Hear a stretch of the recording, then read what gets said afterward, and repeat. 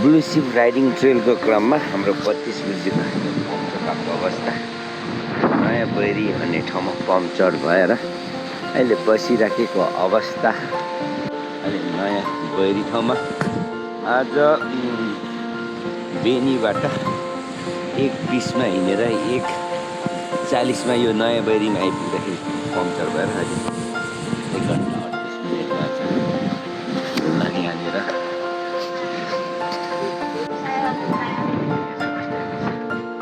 अठार कस्तो छ चाउचाउ?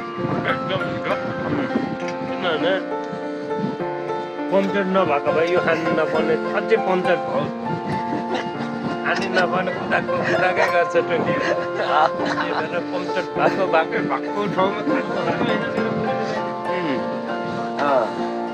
श्रीमतीले चाहिँ किनिदिनु भएको मेरो बुढीले पठाइदिएको यस्तो के अरे कोलम्बियाको एक्सपेन्सिभ यो चाहिँ ट्राउजर ट्रेकिङको लागि बेस्ट, तर सिलिन्डरले चाहिँ खतम गरेको अवस्था।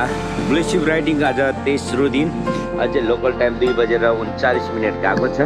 अहिले हामी यहाँनिर आधा घन्टा बसेको अवस्था, 1 घन्टा बसेको अवस्था हो। हामी यहाँनिर 1:40मा आएको हो, ठ्याक्क पम्पचर भएको। अहिले पम्पचरको वेटिङमा चाहिँ गाडी तुफानमा हाँकिराखेको छ।